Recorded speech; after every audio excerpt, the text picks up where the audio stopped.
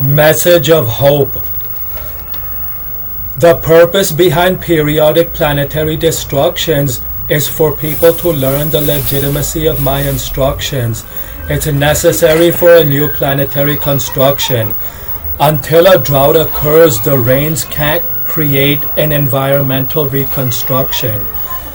Planetary wipeouts are necessary for dead to be resurrected. When dead souls are ripe, it's imperative for them to be collected.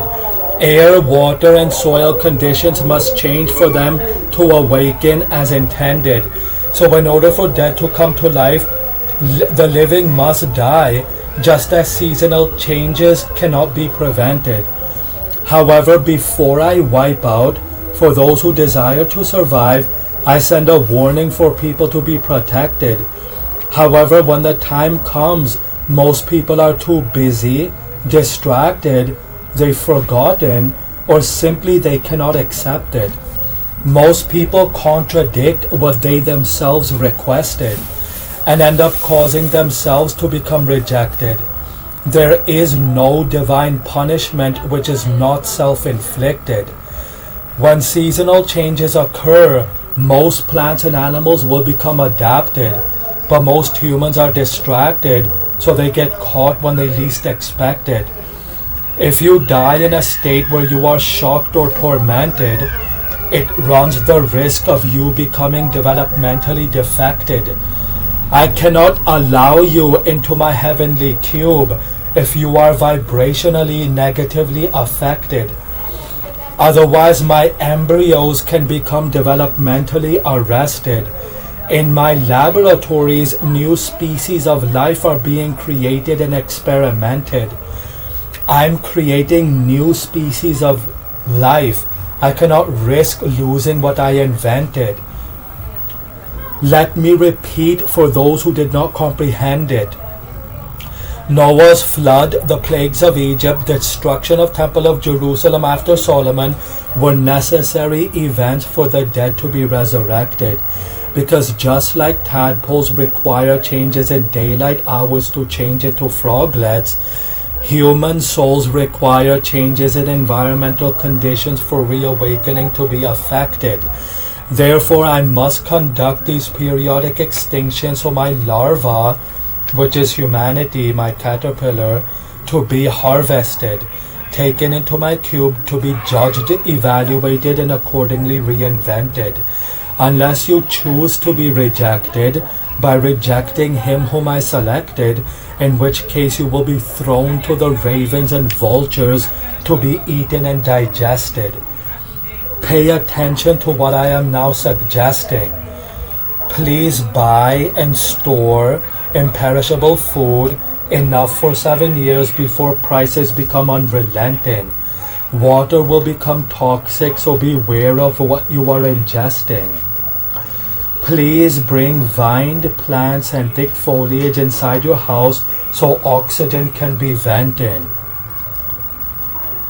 Okay.